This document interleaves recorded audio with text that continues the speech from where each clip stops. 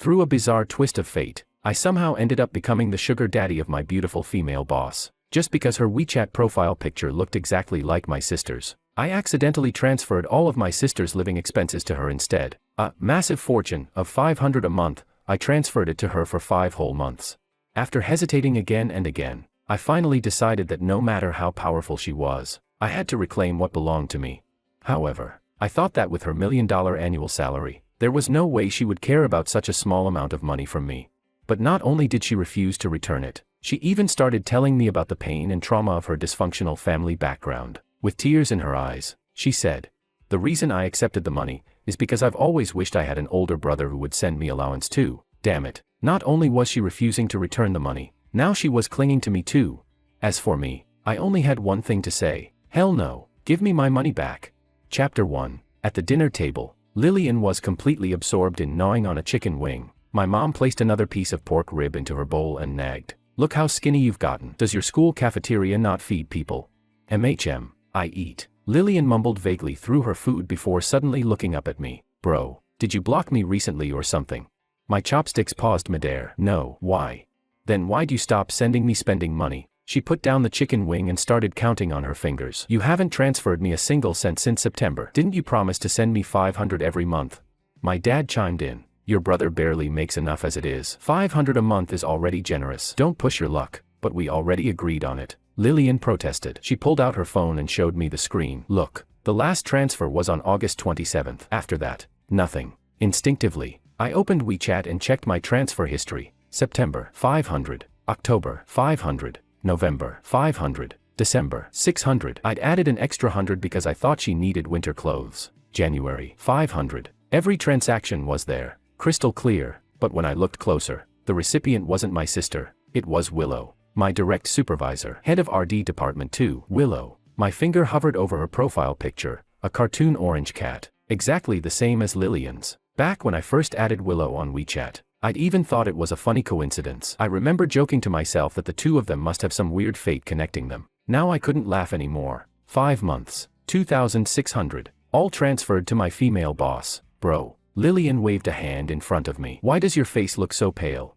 "It's nothing." I locked my phone screen. "I probably transferred it to the wrong person before. I'll make it up to you later." "The wrong person? Who'd you send it to?" I rubbed my nose awkwardly. "A coworker." Lillian let out an "oh," and didn't ask further. I stuffed a piece of tofu into my mouth, but my brain had already exploded. 2,600. Willow accepted every single transfer without saying a word, not even a question mark. Was that normal? No, absolutely not. I desperately tried recalling whether Willow's attitude toward me had changed at all during the past 5 months. In September, she asked me to grab coffee for her once. Before that, she'd never sent me on errands. In October, during a department dinner, she sat beside me for the first time on her own initiative. In November, a project ran into trouble. It was clearly my screw-up, but she covered for me during the meeting. In December, during the annual performance review, she gave me an A, and in January, just last month, we worked overtime until 1 in the morning, and she ordered late-night food for me. I thought she was just a good boss, but now that I looked back on everything, cold sweat broke out all over my body. She couldn't possibly think I was trying to pursue her, right? Sending her $500 every month, like clockwork. Didn't that basically look like a subscription-style sugar arrangement? "George, stop eating already," my mom said as she reached over to feel my forehead. "Are you running a fever? Your face keeps turning red and white." "Feeling guilty," I replied. "No, I'm just tired." I quickly shoveled the rest of the rice into my mouth, returned to my room, and started scrolling through my chat history with Willow. Other than work messages, the conversation was spotless. 5 transfers. She accepted every one of them. No replies. No refunds. No thank yous. Nothing at all. I stared at that orange cat profile picture on my screen for a full 3 minutes. Chapter 2. It was already the 4th day of Lunar New Year. Only 3 more days before I had to return to work. 3 days. I needed to figure out a way to smooth this whole thing over. Option 1. Play dumb. Something like, "Manager Lou, my sister has the same profile picture as you, so I accidentally transferred the money to you. Could you send it back?" But that sounded exactly like a guy trying to take back money he'd willingly given away. Option 2. Say nothing at all. Pretend none of this ever happened and just make sure I never transferred money to the wrong person again. But what if she really had misunderstood my intentions? My phone vibrated. A message from Willow. "Lou, George, did you go back to your hometown?" At 11 o'clock at night, Your boss suddenly messages you. Before this, I would have assumed it was about work. Now, I genuinely couldn't tell anymore, I replied. Yes, Manager Lou. I got home on the second day of New Year. Get some good rest. That was it. In the past, I would have locked my phone and gone straight to sleep. But tonight, I stared at those 3 words, get some good rest, over and over again. 8 times. Get some good rest. Was she just being polite? Or was she actually concerned about me? I placed the phone face down on my nightstand and closed my eyes. I was screwed. I didn't think I could face Willow normally anymore. Early the next morning, Lillian pushed open my bedroom door. Bro, did you transfer me $500 last night? Yeah, I replied, making up for the missing months. She asked, did the person you accidentally sent the money to pay you back yet? Not yet. Then hurry up and ask for it back. That's over $2,000. She sat beside my bed before asking curiously, was it a male coworker or a female coworker? A woman. Lillian's expression instantly changed. Whoa, a female coworker. You sent $500 to the same woman every month, for 5 months.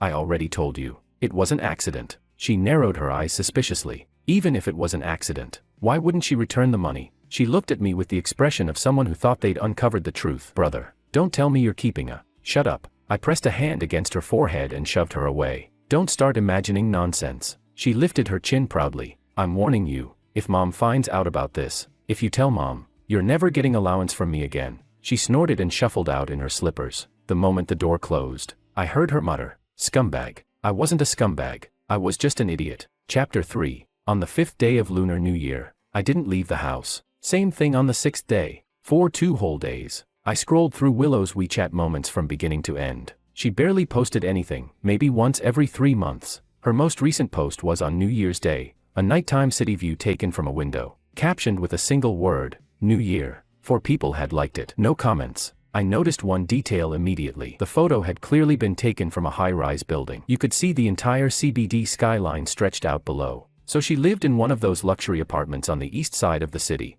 Compared to the 4-person shared apartment I rented in the urban village district, forget it. No point comparing. I closed moments and started thinking about what I should do once work resumed. Plan A, confess face to face, explain that I transferred the money by mistake, and ask for it back. Pros, straightforward. Cons, if she never misunderstood things in the first place, bringing it up would only make everything awkward. Plan B, send her a WeChat message explaining the mistaken transfers and wait for her to refund me. Pros, no face-to-face embarrassment. Cons, she could pretend she never saw it. Plan C, say nothing and let the whole thing go. Pros, no awkwardness. Cons, I'd lose $2,600. $2,600. My monthly salary after taxes was only $6,800. That money was equal to 11.5 days of work. There was no way I could just forget about it. In the end, I chose Plan B. On the 7th day of Lunar New Year, I headed back to the city. While riding the high-speed train, I rewrote the message more than 20 times before finally sending it. Hello, Manager Lou. Some of the previous transfers were sent to you by mistake due to an operational error. Sorry for the trouble. The moment I sent it, I shoved my phone into my bag and told myself I'd ignore it for the next 2 hours. 3 minutes later, I pulled it back out. Read. No reply. 10 more minutes passed. Still nothing. Half an hour later, my phone rang. Not a WeChat message, a voice call. From Willow. I nearly threw my phone across the train carriage. The passenger beside me glanced over. I took a deep breath and answered. Manager Lou. George. Her voice was calm and flat. Impossible to read. What exactly do you mean by operational error? I swallowed nervously. My little sister has the same WeChat profile picture as you. I didn't notice before. So the allowance money I meant to send her ended up going to you. Silence. 2 whole seconds. Then she asked. The orange cat. Yes. Another 2 seconds of silence. Then Willow said something I absolutely wasn't expecting. I know. My brain blanked out. What? The first time I received the transfer, I already knew you sent it to the wrong person. Then why didn't you say anything? Her tone remained calm. I wanted to see how long it would take you to notice. What? Was she testing my observation skills? Or playing some kind of psychological game with me? Manager Lou. Then about the money. We'll talk tomorrow at work. She hung up. I sat frozen in my seat, gripping my phone while the roar of the high-speed train filled my ears. We'll talk tomorrow. Talk about what? And how? A very bad feeling crept into my chest. This situation was clearly not going to follow any of the plans I had imagined. By the time I returned to my rental apartment, it was already 9 at night. My roommate, Luis, was gaming. Without even lifting his head, he said, "You're back." "Yeah." There's a package on your desk. Arrived before New Year. I tossed my luggage aside and walked over. A small box. No sender address. I opened it. Inside was a mug with an orange cartoon cat printed on it, almost identical to the WeChat profile picture. There was also a note attached to the bottom. Happy New Year. No signature. I flipped the note over. On the back was a single line written in tiny handwriting. No need to send the sixth payment. The sixth payment. February's transfer. Not only did she know I'd been sending the money by mistake, she even knew I still hadn't realized it all this time. She had been waiting to see whether I'd continue sending money in February. This woman. What the hell was she thinking? Chapter 4. I placed the mug on my desk and collapsed backward into my chair. Luis finally turned away from his game screen and glanced at it. Yo. Who gave you that? Looks pretty nice. You got a girlfriend now? No. Then who sent it? My boss. Luis nearly dropped his controller. Your boss sent you a mug. Wait, your boss is a woman. Yeah. How old? 28. Is she hot? I opened my mouth but suddenly didn't know how to answer. Was Willow attractive?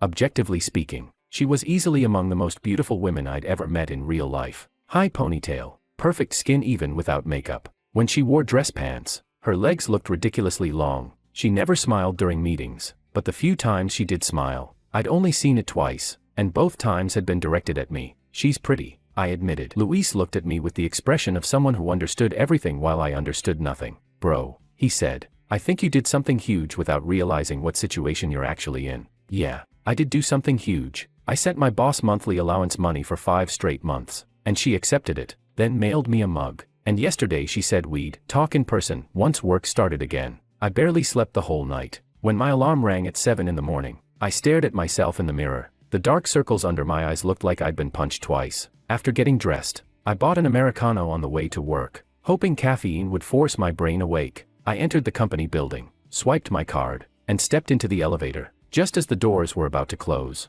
a hand reached in and stopped them. Willow, black coat, gray scarf, a thermos cup in her hand. She stepped inside and stood to my left. Only the two of us were in the elevator. Morning, she said. Morning, Manager Lou. How was your new year?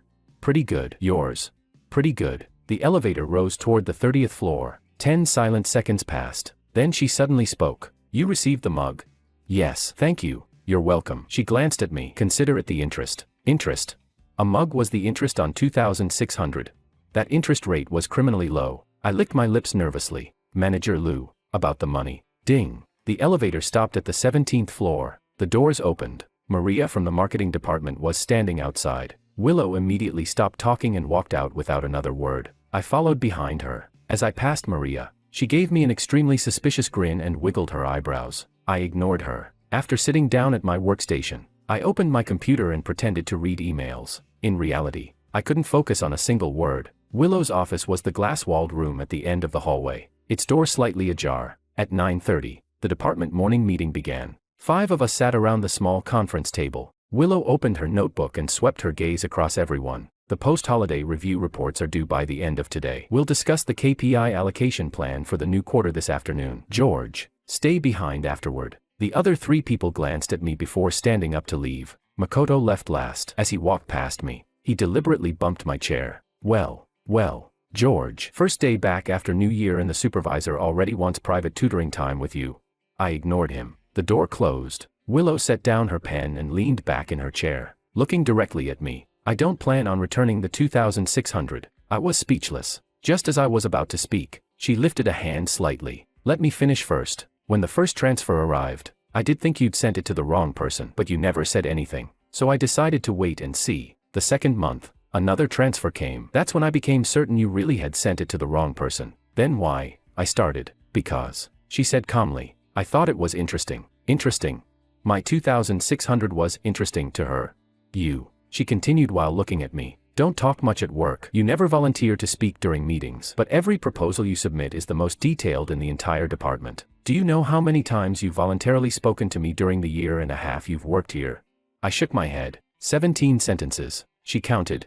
She paused briefly before continuing. With the 2 sentences you said in the elevator today, that makes 19. I genuinely didn't know what to say, which probably made this sentence number 20. But every month, she said, lifting her thermos for a sip of water, you transfer allowance money to your little sister on time, consistently, never missing a single month. That's when I realized you're not actually someone who talks too little. You just haven't been speaking to the right person. I had a feeling those words carried a much deeper meaning, but I absolutely did not dare think in that direction. Chapter 5. So, the money. How about this? She interrupted. Help me with something, and we'll treat the $2,600 as my consulting fee. What kind of thing?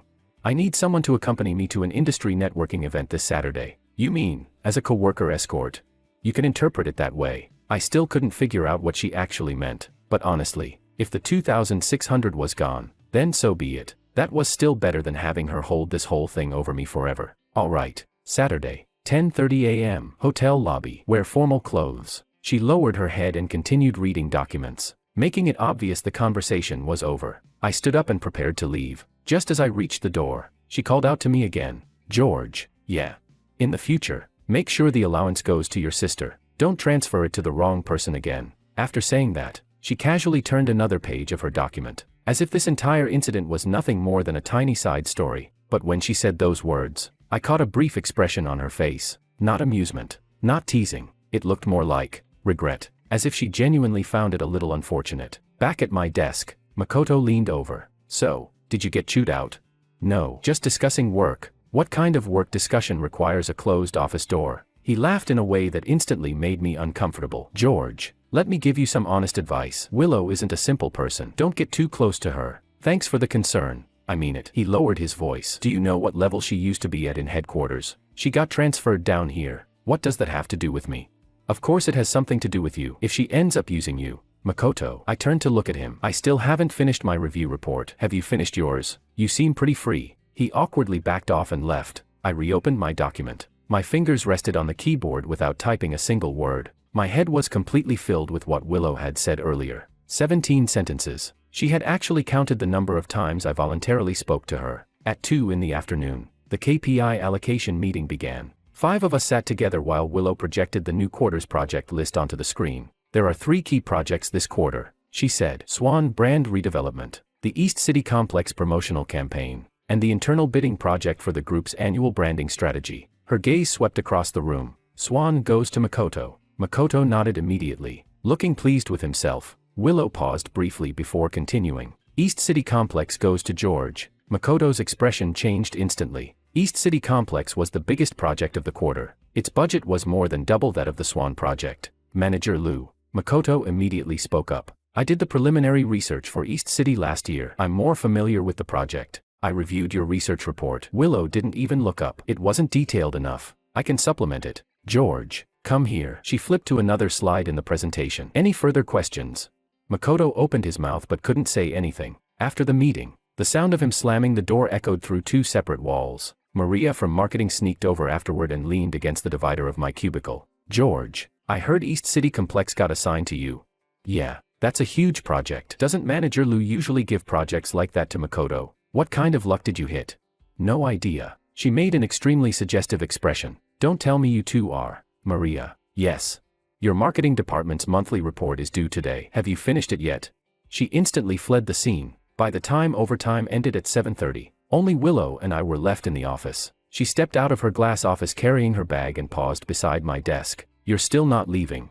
I wanted to review the East City materials a bit more. She stood there watching me for a few seconds. Don't stay too late. Okay. She walked 2 steps away before stopping again. And don't forget about Saturday. I won't. Then she left. Once the office was completely empty, I leaned back in my chair and stared blankly ahead for a while. The water inside the orange cat mug on my desk had already gone cold. Chapter 6. Wednesday, Thursday, and Friday passed with unexpected calm. At the office, Willow treated me no differently than anyone else, professional, efficient, and businesslike. At one point, I even started wondering if Monday's conversation had just been some bizarre dream. The only abnormal thing was Makoto. Over those 3 days, his attitude toward me upgraded from mildly unfriendly to openly hostile. During Thursday afternoon tea break, he casually said in front of 3 coworkers, "Young people sure climb the ladder fast these days. Makes you wonder what kind of skills they're relying on." Nobody responded. Neither did I. Not because I was being mature. It just wasn't worth it. Friday afternoon, Willow posted a message in the group chat. Saturday's industry networking event. George will accompany me. Everyone else can enjoy the weekend off. Makoto instantly replied with a "received." Even through the screen, I could feel the anger radiating from that exclamation mark. Saturday morning at 9, I changed into the only suit I owned and headed out. I'd bought it during last year's Double 11 sale. The pant legs were slightly too long, so I'd pinned them up myself with safety pins. When I arrived at the hotel lobby, Willow was already there. Red dress, black blazer, her hair hanging loose. It was the first time I'd ever seen her wearing a dress, and the first time I'd seen her with her hair down. When she spotted me, she calmly said, "You're here, let's go." She naturally walked ahead while I followed half a step behind. The networking event was being held in the hotel ballroom. There were around 20 or 30 attendees, mostly middle and upper management from various companies. At the sign-in desk, the receptionist asked Willow, "Manager Lou, and this is my coworker, George." "Understood. We've arranged seating for you at table 6. On the way there, multiple people greeted Willow. "Manager Lou, long time no see. Willow, when are you coming back to headquarters?" "Wow, Willow, you look beautiful today." She responded to everyone politely with practiced smiles, but the moment we reached a spot with no people nearby, the smile vanished instantly. "So exhausting," she muttered quietly. I couldn't help asking, "Then why did you come?" "There's someone here I need to make sure sees me." "Who?" She didn't answer. Instead, her gaze shifted toward the entrance. A man in his 50s walked in with 2 younger men beside him. For a brief moment, Willow's expression changed. I couldn't describe the emotion on her face, but it definitely wasn't happiness. In a low voice, she told me, "No matter what happens later, don't speak, okay?" The men noticed Willow immediately and walked straight toward us. "Willow, you're back." He smiled while extending his hand. "How's your father's health recently?" "He's doing all right. Thank you for asking, Uncle Joe." Willow shook his hand briefly before letting go. The men glanced at me. "And this is my coworker." "Oh." His eyes stayed on me for less than a second before shifting away again. "Willow, I've still been thinking about your father's situation. Have you considered the proposal we discussed before?" "I'm still considering it. Don't take too long." He curled his lips into a smile. "Time waits for no one." Then he walked away. The moment he turned around, Willow dropped the smile she'd been wearing the entire time. "Who was that?" I couldn't help asking. "Duncan, vice president of the industry association. He used to be my father's business partner." "Used to?" "Later, he manipulated things and swallowed up my father's shares. The stress nearly killed my dad." Her tone was calm, almost detached, as if she were talking about someone else's life, but the fingers gripping her thermos cup had gone pale white. "So you came to this networking event just to," she interrupted me, "to remind him I'm still here, and make him uncomfortable." I looked at her profile and suddenly realized every impression I'd had of her before was only surface level. She wasn't just a strict department manager. Halfway through the networking event, there was a short presentation segment for each company. Our company was fourth. Willow went on stage and spent 5 minutes presenting a review of one of last quarter's successful projects. She spoke steadily and clearly. Her logic was sharp, and several people in the audience nodded along. Only Duncan, seated in the front row, spent the entire presentation staring at his phone. After she finished and stepped off stage, she passed by Duncan. He suddenly spoke. "Willow, nice case study, but honestly, your current platform is a bit too small for someone like you." Willow didn't even slow down. "It's sufficient." His tone carried obvious contempt. "Your father didn't think on such a small scale back then." Willow stopped walking. Then, word by word, she replied, "No matter how grand my father's ambitions were, he still got stabbed in the back by someone he trusted." The smile on Duncan's face stiffened for half a second. Willow continued walking. As she passed beside me, she quietly said, "We're leaving." Chapter 7. We stayed at the networking event for barely over an hour. After leaving the hotel, Willow stood at the entrance and took a deep breath. "Thanks for coming with me. I didn't really do anything. Just standing there was enough." She turned her head slightly to look at me. "If I'd gone alone, it would have looked too lonely." "All right then." So my role today had basically been a decorative background tree that could breathe. "Come on," she said. "I'll treat you to dinner." After taking 2 steps forward, she stopped and asked, "Any food you can't eat?" "Nope." "Good." She took me to a small Japanese restaurant hidden beside the hotel, tucked away inside an alley. We ordered 2 set meals and sat across from each other. Halfway through the meal, she suddenly asked, "George, you've been at the company for a year and a half now. How much money have you saved?" "Not much. Give me a number." "A little over 30,000. Enough for a down payment." "A down payment?" I laughed. "For an apartment in this city, I'd still need another zero added to that amount." She didn't laugh. Instead, she looked at me and asked, "Have you ever considered changing jobs?" "I've thought about it, just never found the right opportunity." "What if I recommended one for you?" I put down my chopsticks. "What do you mean?" "The client for East City Complex, Oceanwide Real Estate, is hiring a planning director. The annual salary is triple what you make now." "Triple?" "My current salary before tax was $9,000 a month. Triple meant $27,000. What level are they looking for?" 3 years of experience minimum, plus experience with major projects. She paused before continuing. If East City Complex goes well, that'll become a ready-made case study for you. I stared at her for a long moment before finally saying. So giving me East City Complex wasn't just about work allocation. Work allocation was obviously one reason. She replied while picking up a slice of salmon. The other reason is what I already told you. You make the most detailed proposals. And is there a third reason? She didn't answer. She simply lowered her head and continued eating. On the way back, we walked together for a while without talking much. When we reached the subway entrance, she suddenly asked, "Where does your sister go to school?" "City Normal University, 2nd year. What's her major?" "Language and literature." "Not bad." She took out her subway card and then said, "George, about that 2,600. "No need," I interrupted. She looked at me. "So it's no longer my consulting fee?" I replied. "Today even things out." She smiled, the third time I had ever seen her smile. "All right," she said softly, "then we're even." She entered the subway station while I stood at the entrance watching her figure disappear around the escalator corner. I stood there for a long time. Luis was right. I really hadn't understood what situation I was in. But this time, I had a feeling I wasn't the only person trying to figure things out anymore. Monday. The first thing that happened at work was Makoto placing a cup of coffee in front of me. Smiling, he said, "Tough weekend." I glanced at the coffee without touching it. "What do you mean?" His smile turned meaningful as he lowered his voice. "I heard you went to the industry networking event with Manager Lou, and then had dinner together afterward." News spread fast. "Work arrangement," I replied. "Oh, work arrangement." He repeated the words deliberately loudly, just enough for the two co-workers nearby to hear. "George, I've been in this department for 3 years, and Manager Lou's never personally taken me anywhere before. You've only been here a year and a half, and you already get this kind of treatment. Honestly impressive." "Makoto," I said calmly, "if you have something to say it directly." He leaned closer and let out a cold laugh. "Directly? Fine. Then let me ask you this. Do you have some kind of inappropriate relationship with Willow?" Silence. 2 full seconds. I looked at him expressionlessly. "Say that again," I said. But before he could finish, "George." "Makoto." Willow's voice came from the other end of the hallway. She stood outside her office holding her thermos cup, face completely unreadable. Inside. Now. Chapter 8. The two of us walked into Willow's office one after another. The door closed behind us. Willow sat down and immediately looked at Makoto. "What exactly did you mean by inappropriate relationship?" Makoto's expression stiffened slightly, but he still refused to back down. "Manager Lou, I just think this whole situation is unfair. East City Complex is such a huge project, yet you handed it to someone who's only been here a year and a half. Then over the weekend, you personally took him out to networking events." Willow cut him off directly. "First, the East City Complex assignment was based on my professional evaluation of everyone's abilities. The reasoning is clearly written in the project allocation email. Second, I take someone with me to these networking events every quarter. Last quarter, I took Maria. Why didn't you have a problem with that? Third," she paused and placed her thermos cup on the table, "you mentioned an inappropriate relationship. Do you have any evidence?" Makoto went silent. Willow frowned, her voice turning icy. "If you make accusations like that in the workplace without evidence, do you know what it's called?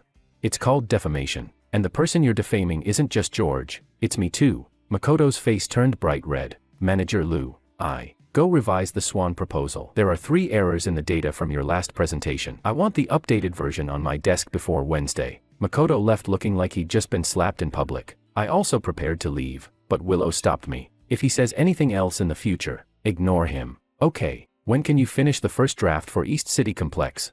"Before Friday." "Good." She lowered her head and returned to reading documents. I left the office. Back at my desk, Makoto wasn't there. The coworker beside me, Elias, leaned over and whispered, "George, Makoto was just in the break room on the phone ranting about you for like 5 straight minutes." "Let him. He said he's going to complain to Vice President Casey." Casey was the vice president overseeing our department, Willow's direct superior. "Complain about what?"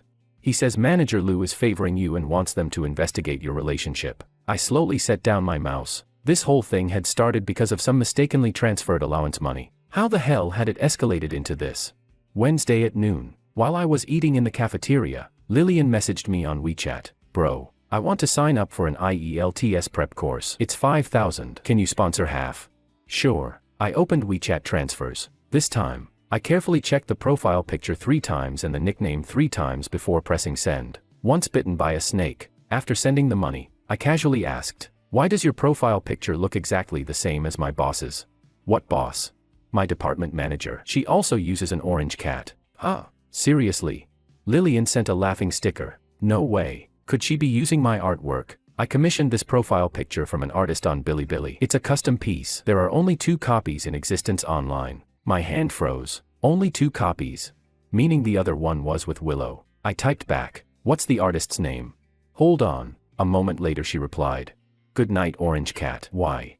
Good night, Orange Cat. I immediately opened Willow's WeChat moments and scrolled far back through her old posts. Eventually, I found one from 2 years ago. She had shared an article titled, "The Survival Guide to Modern Young People's Side Hustles." Her caption contained only one word, "trying." I tapped into the article. It interviewed 8 young people with side jobs. The 5th interview, a creative director from an advertising company who spent her spare time drawing custom profile pictures online. Her online nickname, Good Night Orange Cat. The interview was from 2 years ago. Willow drew it. That orange cat profile picture had been drawn by Willow. She made one for Lillian, and kept the other one for herself. Only 2 copies existed online. So from the very beginning, Lillian had been her client, which meant Willow probably already knew who Lillian was. She knew Lillian's last name was Wong. She knew Lillian was my younger sister. Or was it all just a coincidence?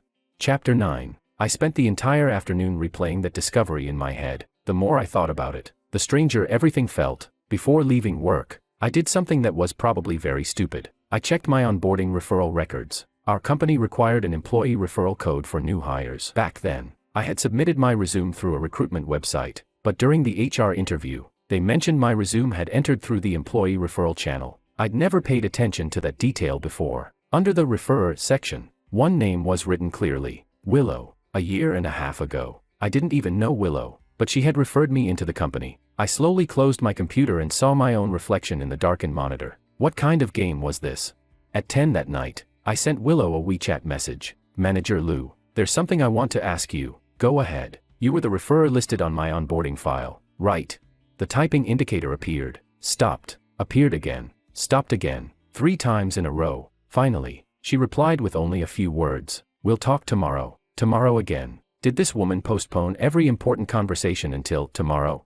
I didn't press further, but I knew very clearly now. This situation had long since become something far more complicated than accidentally sending allowance money to the wrong person. Thursday morning, when I arrived at work, Willow's office door was closed. Even the blinds were drawn shut. You couldn't see inside at all. The 9:30 morning meeting proceeded as usual. She discussed project progress, assigned tasks, and acted completely normal. She didn't look at me any differently. After the meeting, she didn't ask me to stay behind either. The entire morning passed without her stepping out of her office once. At noon, I went to the break room to refill my water bottle. The moment I turned the corner, Makoto blocked my path. Beside him stood someone else, Lisa from Human Resources. Lisa waved at me politely. "George, perfect timing. There's something we need to confirm." "What is it?"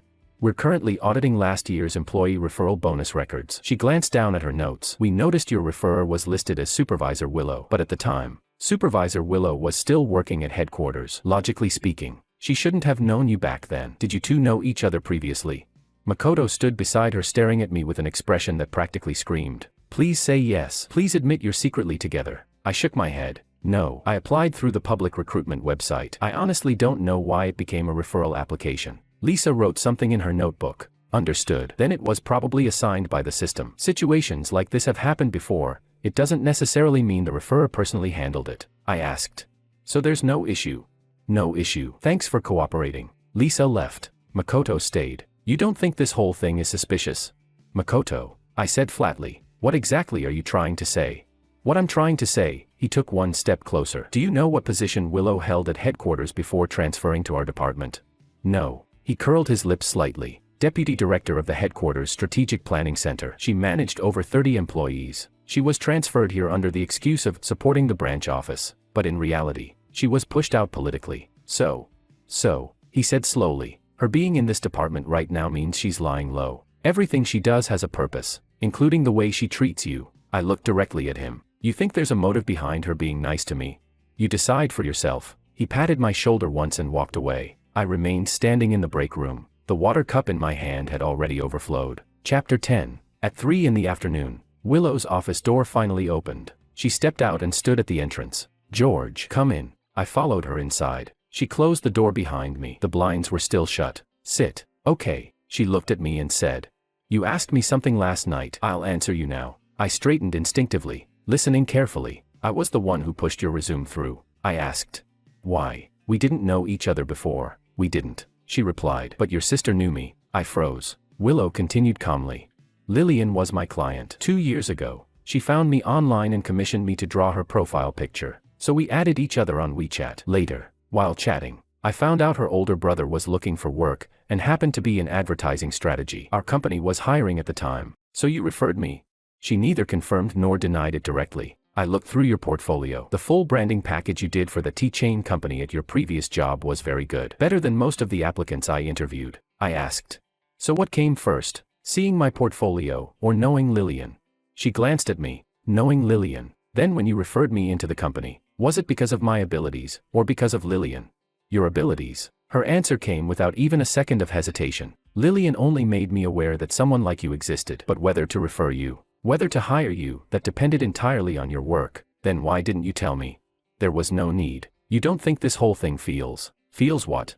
I carefully chose my words. Feels orchestrated. Willow said nothing for a moment. She picked up her thermos cup and took a sip of water. After setting it down, she said something I completely didn't expect. You're right. It was orchestrated, but not toward you. Toward myself. I frowned. What does that mean? When I was transferred down from headquarters, I needed someone trustworthy nearby. Your sister spent all day on WeChat talking about how reliable and sincere her older brother was. So I believed her. You trusted me just based on what my sister said. Combined with your portfolio. She leaned back in her chair and asked, George, are you angry? I didn't answer, because it wasn't anger. It was something much harder to describe. Turns out my joining this company, being assigned to this department, and receiving her support, none of it had been accidental. But if none of it was accidental, then what part of this was real? I asked quietly. What about East City Complex? Was that arranged too? No, she answered immediately. You earned that yourself, the networking event. I genuinely needed someone there with me, and the 2,600. She fell silent. The 2,600 was an accident. She finally said that really was a mistaken transfer. I accepted it because. She stopped. It was the first time I had ever seen Willow pause halfway through a sentence. I pressed gently. Because of what? Because that was the allowance money you sent your sister. Her voice lowered slightly. I don't have any siblings. So when I saw those monthly transfers, it wasn't about the money. It was that feeling of someone remembering you every month, consistently, like it was the most natural thing in the world, with no expectation of repayment. She didn't finish the sentence, but I understood. What she lacked was never money. It was the feeling of being cared about. The office remained silent for nearly half a minute. I was the one who spoke first. Manager Lou, I said. If you want, the allowance money can keep coming in the future. She looked up at me and immediately let out a laugh she couldn't suppress. The fourth time. Do you even realize what you're saying? Willow asked. Yes, you're basically telling your boss that. I interrupted her. I'm telling someone without siblings that, if she doesn't mind, she's welcome to share the allowance budget reserved for my little sister. She stared at me for 3 full seconds before saying, I don't want allowance money. Then what do you want? The East City Complex proposal on my desk before tomorrow. She pushed the documents toward me and lowered her head, her hair falling forward to hide part of her face, but I still caught sight of the faint redness around her ears. Friday afternoon, 4 o'clock. The first draft for East City Complex was officially submitted. Willow spent 2 full hours reviewing it page by page before posting a message in the group chat. The proposal has passed overall review. Detailed revision notes have been sent by email. Client presentation is scheduled for Monday. Makoto replied in the group with a thumbs up emoji, but that thumbs up definitely was not meant as praise. When work ended, Willow stepped out of her office and paused beside my desk. The proposal was well done. Thank you. 2 people from the client side are coming Monday. Their planning director, David, and their vice president of marketing. David likes nitpicking details. Prepare the data models carefully. Understood.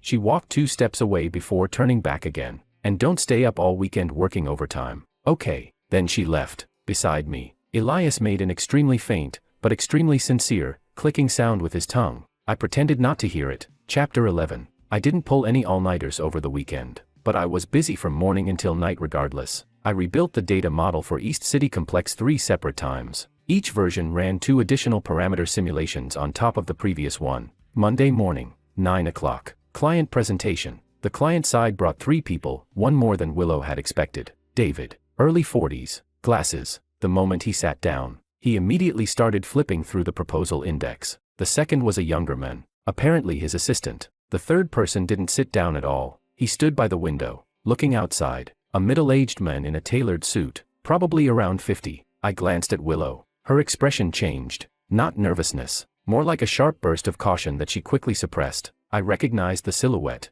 We'd seen him at the networking event last Saturday. Duncan, one of Oceanwide Real Estate's shareholders, vice president of the industry association, and the same man Willow said had manipulated her father out of his shares. He turned around and smiled at Willow. Willow, you don't mind me listening in too, do you? I happen to have invested in East City Complex as well. Willow paused for less than half a second. Of course not. Please, have a seat. The presentation began. I handled the main presentation while Willow supplemented details. The first 20 minutes went smoothly. David was very satisfied with the data models. He asked several technical questions, and I answered every single one. Then we reached the promotional strategy section. That was when Duncan spoke. Mr. Wong, correct? He flipped through the printed proposal in his hands. In your community engagement strategy, you estimate a conversion rate of 12%. Where exactly does that number come from?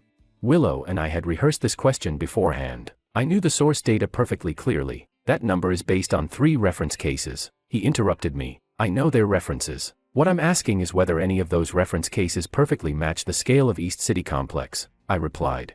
There's roughly a 10% scale deviation. He closed the proposal folder. Then that 12% estimate isn't accurate. Strictly speaking, it isn't scientifically rigorous. David adjusted his glasses without speaking. I opened my mouth to explain further, but under the table, I felt Willow lightly tap my hand. Mr. Duncan is correct. Willow smoothly took over. 12% is the result of the preliminary model. During actual implementation, we'll validate the data in stages. There's a detailed adjustment mechanism explained on page 23. That is, assuming you flipped to that page. Duncan didn't. He simply stared at Willow. Willow, I'm not trying to nitpick. I genuinely think that for a project of this level, he glanced at me briefly, your team might still need a bit more maturity. Willow responded instantly. Our team is indeed young, but the advantage of being young is that we don't solve new problems with old methods. The conference room fell silent for a brief moment. That was when David finally spoke. We'll take the proposal back and conduct another internal discussion round. Manager Liu, Mr. Wong, thank you for your hard work. The presentation ended.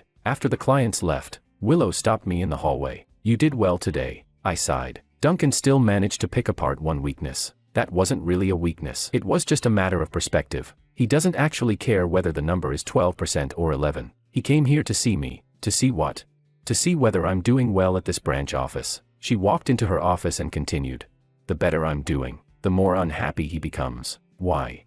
Because the better I do here, the more likely it is that I'll return to headquarters. She sat down after saying that and didn't continue, but those words planted themselves in my mind like a seed. She wanted to go back to headquarters. She had always wanted to go back, and if she did, what would happen to me? Chapter 12. When I got back to the apartment that evening, Luis was cooking instant noodles. Without even turning around, he said, "Grab me an egg." I took one from the refrigerator and handed it to him before leaning against the kitchen doorway in a daze. "What now?" he asked while stirring the noodles. "Nothing." He turned off the stove and glanced at me. "You've been talking less and less lately. Does this have something to do with your female boss?" "How did you know?" He snorted. "The night before yesterday, you talked in your sleep. You literally called out Manager Liu. I decided right then that from now on I needed to sleep with my mouth covered." Luis tilted his chin toward me. "So, spill it. What's going on?" I replayed everything in my mind. The mistaken allowance transfers, her deliberately not returning the money, the mug, the networking event, Duncan, the referral hire, Lillian being her client, her being pushed out from headquarters to the branch office. Every individual piece had a perfectly reasonable explanation, but when all the pieces were put together, it still felt like there was one crucial puzzle piece missing. Luis carried his noodles to the dining table and asked, "I'll just ask you one thing. Does she treat you well? More or less? Then does she treat everyone else well too?" I thought for a moment. "Not really. There you go." He slurped up a mouthful of noodles and spoke vaguely through them. "If someone treats you better than they treat everyone else, then either they need something from you, or they care about you. What exactly do you think she needs from you?" "East City Complex," I answered. Luis scoffed. "That was an opportunity she gave you. That's not her asking you for something. Think harder." I couldn't think of anything. "So it's the second option." After saying that, he simply carried his bowl away. Tuesday. Everything was peaceful. Willow stayed in her office the entire day. The only time she came out was to answer a phone call in a foreign language. I couldn't understand what she was saying. Even Makoto behaved himself for once. He revised the Swan Project proposal 3 separate times, and Willow rejected all 3 versions. At 5 in the afternoon, I received an email. Sender, Casey, Vice President. The content contained only one sentence. George, come to my office Friday at 2 p.m. No explanation. I asked Willow about it, but she didn't know either. She frowned slightly. Casey's looking for you. What for? The email didn't say. All right, I'll ask around for you. Thursday night, Willow sent me a WeChat message. I asked. He said it's just a routine conversation. Don't be nervous. Routine conversation.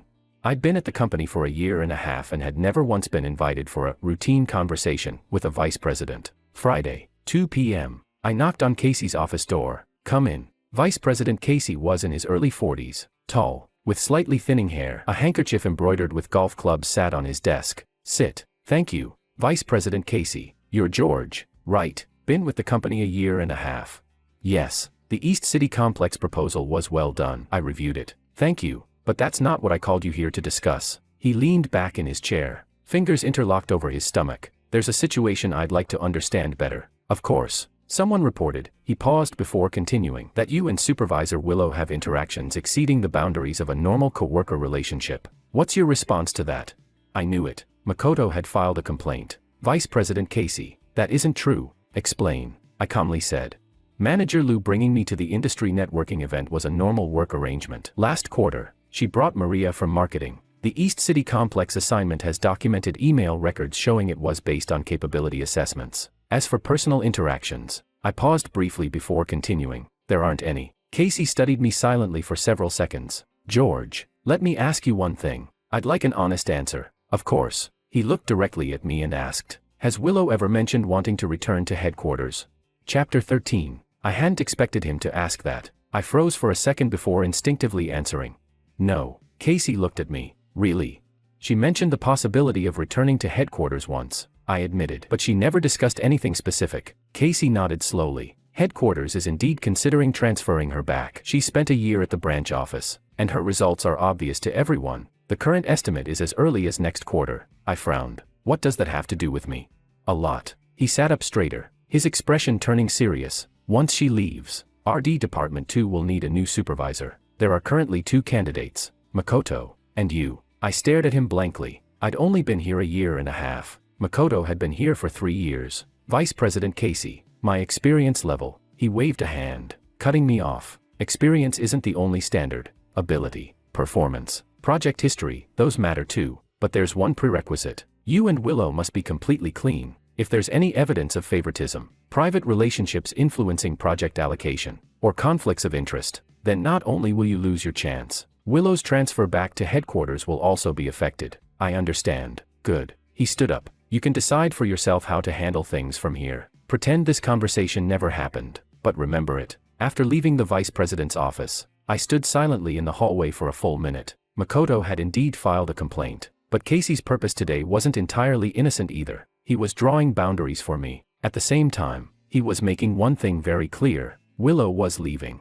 Back at our department floor, I saw the light in Willow's office still on. She stood by the window with her back facing the glass wall, like she was thinking about something. I didn't go in. I returned to my desk. That night, after everyone else had left work, I stayed behind revising the data model. Willow's office door opened. She walked out. You're still here? I nodded, adjusting the model. What did Casey say to you? I looked up. There was something slightly different in her expression compared to usual. I wasn't sure what to call it. Concern, maybe. He said you're going back to headquarters. Her footsteps paused briefly. What else did he say? He said Makoto and I are the candidates to replace you. And I hesitated for a moment. He also said that whatever exists between us has to stay clean. She said nothing. 10 full seconds of silence passed. Then she pulled over a chair and sat down across from me. George, yeah. She asked quietly. Do you think what exists between us is clean? I looked at her. Most of the office lights had already been turned off. Only the lamp above my workstation remained on. The light hit half her face, leaving the other half in shadow. I don't know. I answered honestly. Neither do I. Another few seconds of silence. Then she spoke again. But there's one thing I do know. What? If I return to headquarters, and honestly, it's probably next quarter, I'll recommend you to take over RD Department 2. Not because you accidentally sent me 5 months of allowance money. Not because Lillian uses the profile picture I drew. But because your proposals genuinely are the best. Makoto won't accept that. Willow shook her head calmly. It doesn't matter whether Makoto accepts it. What matters is whether Casey does. I hesitated. Casey's attitude today, he was testing you. Willow interrupted. As long as you maintain your current performance and East City Complex succeeds, you don't need to worry about anything else. I asked quietly. What about you? What about me? If you return to headquarters, I stopped midway through the sentence. I didn't know how to ask what I really wanted to ask. What I actually wanted to say was, if you go back to headquarters, will I still see you? If you go back to headquarters, can I still send you allowance money? Both questions sounded unbearably stupid, so instead, I asked, what happens with Duncan after you go back? She blinked, clearly not expecting that question. I'm going back to headquarters because of Duncan. She stood up. It's late. Let's go. She packed her bag. I shut down my computer. The two of us walked out of the company building one after another. At the entrance, she asked, how are you getting home? Subway, then bus. I'm heading the same direction. I can give you a ride. I waved my hand lightly. No need. She turned to look at me. Because of what Casey said earlier? No. I thought for a moment before answering. I just want to walk by myself for a while. She didn't insist. She simply nodded and got into her car. The car drove about 10 meters before stopping again. The window rolled down. George. Yeah. She asked. Are you still using that mug? I am. Don't break it. The window rolled back up. Then the car drove away. Chapter 14. I stood by the roadside, watching the taillights disappear into the distance. Suddenly, the spot in my chest felt strangely swollen. It wasn't pain. It was the feeling of losing something before I even had the chance to understand what it was. Over the next 2 weeks, everything accelerated. The proposal for East City Complex entered the second round of revisions. The client sent over 17 revision requests, and Willow and I pulled 4 all-nighters fixing them. Makoto's Swan project was going badly. The client was extremely dissatisfied with the second draft and even slammed the table during the meeting. The company held its internal monthly meeting. During the meeting, President Casey specifically mentioned East City Complex. George's team has been incredibly efficient. Every department should learn from them. Makoto was sitting in the back row, and his face looked practically green with envy. The day after the monthly meeting, something happened. When I arrived at the office in the morning, I realized someone had touched my computer. The order of the files on my desktop was different. I checked the login records. Someone had used my workstation computer at 3 in the morning, using my account, but at that time, I had been asleep in my rented apartment. I went straight to Tony in the IT department and asked him to investigate. Half an hour later, Tony got back to me. George, someone logged into your account on your computer at 3 a.m. They opened the East City Complex project folder. Did they download anything? I asked. Can't confirm that, but a USB drive was connected. There's a plug-in and removal record. Someone had stolen my proposal. My first thought was Makoto, but I had no proof. I went to find Willow. The proposal got leaked. She looked up immediately, her expression turning serious. What happened? I told her everything IT had found. The moment she finished listening, she picked up the phone. Tony, pull up the surveillance footage from that workstation. What? There's no footage. The surveillance camera in our department hallway had broken 3 days earlier and still hadn't been repaired. Willow hung up the phone. Who do you suspect? There's no evidence yet. Hard to say. She looked at me. Then I'll say it directly. Makoto. I didn't answer, which was basically an admission. She stood up. If the proposal was leaked to a competing company, we'll lose East City Complex. But before we have proof, we can't alert the snake. First, revise the key sections of the proposal. Replace the core data set and adjust the strategic framework. If we revise it before sending it to the client, all the details we finalized earlier will have to be redone. That's still better than letting someone else use our work to bid against us. She was right. I spent 2 days and 2 nights revising the core sections, not rebuilding everything from scratch, but replacing the supporting data and execution path while keeping the overall framework intact. Same skeleton, different muscles. If someone tried bidding with the old proposal, they'd realize the moment they presented it that it no longer matched our final version. At that point, it would be obvious who copied whom. On the 3rd day, the result came out. Another company had appeared on the bidding list for East City Complex, Axion Advertising. Axion's planning director was named Martin. He had worked at our company for half a year before and was very close to Makoto. When Willow saw the list, she laughed coldly. As expected, she picked up the phone and called David. David, there are some things about the bidding process I'd like to discuss with you in person. If possible, let's meet this afternoon. Chapter 15. At 3 in the afternoon, Willow and I arrived at Oceanwide Real Estate. David received us in his office. Willow went straight to the point. David, Axion Advertising joined the bidding recently, right? David nodded. That's right. They submitted their letter of intent last week. Why? Have you reviewed their proposal yet? Not yet. The official presentations are next Monday. Willow opened the laptop she had brought with her and placed my old proposal and the revised version side by side in front of David. These are two versions of our proposal. The old one was the initial draft from 2 weeks ago. The new one was finalized yesterday. The core strategy has undergone major revisions. David adjusted his glasses as he compared the two versions. The changes are pretty significant. Why revise this much? Because we have reason to believe the old proposal was leaked. Willow showed him screenshots of the USB connection logs. These are records from our internal IT department. Someone stole the old files from my colleague's computer. David's expression changed instantly. You mean? Willow continued calmly.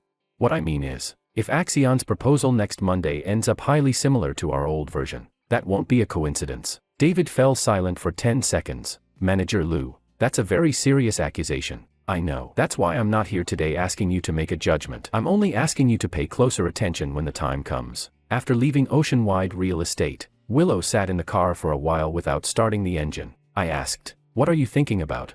"I'm wondering why Makoto would do this. To compete for the supervisor position. If East City Complex gets ruined, I won't have any strong project results to show. Then the position naturally goes to him." Willow asked. "Then why doesn't he just do well on the Swan project himself?" I shrugged. "Because he's not capable enough." Willow glanced at me and suddenly laughed. She brushed a strand of hair behind her ear. "You usually don't talk much, but when it matters, your judgment is sharp. Learned it from you." She didn't respond to that. She simply started the car. Warm air flowed from the heater while rain poured outside. She dropped me off at the intersection closest to the subway entrance. "George." "Yeah. Next Monday's the bidding presentation. Are you ready?" "I'm ready. If we win." She stared at the red traffic light ahead and spoke slowly. "Word by word. I'll treat you to Japanese food. Going back to the same restaurant as last time."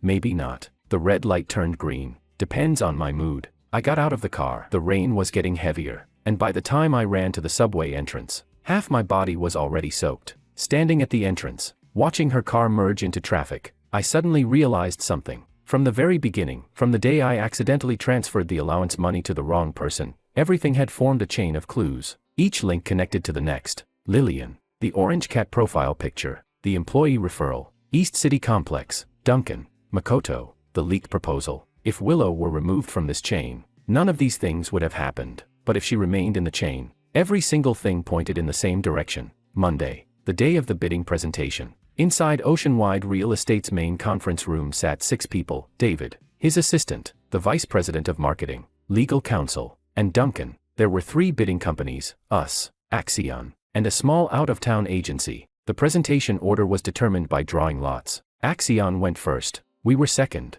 The third company would present last. Axion's Martin was tall and skinny. He entered the conference room with 2 assistants. Their presentation lasted 45 minutes. I waited outside in the lounge area and couldn't hear the content. But Willow's connections were wider than mine. An old colleague of hers from Oceanwide Real Estate's legal department secretly helped her take photos of several key pages from Axion's presentation. Willow silently flipped through the pages on her phone, then handed it to me without saying a word. I looked. The strategic framework was over 80% similar to my old proposal. As for the supporting data, some sections even contained the exact same typo. In my old draft, I had accidentally typed penetration rate incorrectly, and they had copied the exact same mistake. Chapter 16. That was undeniable proof. Willow put away her phone and asked me, "Are you nervous?" "Not really," but she said, "I'm a little nervous." It was the first time she had ever admitted that in front of me. "Manager Lou, no matter what happens today, call me Willow." I paused for a second. "Willow, no matter what happens today, this is the best proposal I've ever made." She nodded. "Then that's enough. Let's go in." I delivered the most important presentation of my life. Standing inside Oceanwide Real Estate's conference room, facing 6 people, I went from the first slide to the last. 1 hour and 5 minutes. During the presentation, David asked 7 questions, and I answered every one of them with solid reasoning and evidence. The vice president of marketing was particularly impressed by the implementation plan for the community engagement campaign. Legal confirmed the proposal's compliance. Duncan didn't say a single word, not one word from beginning to end. He simply sat there, looking at me, and occasionally looking at Willow standing beside me. When the presentation ended, we walked out of the conference room. Inside the elevator, Willow suddenly reached out her hand. I froze for a moment before taking it. Her palm was sweaty. She held it for about 2 seconds before letting go. "You did great. Thanks. Now we wait for the result." As we walked out of the Oceanwide Real Estate building, someone called out behind us, "Willow." It was Duncan. He stood alone on the steps with his hands in the pockets of his overcoat. He glanced at me. "Your eye for talent is better than your father's." Willow turned around. Uncle Joe, why didn't you say anything during the meeting today?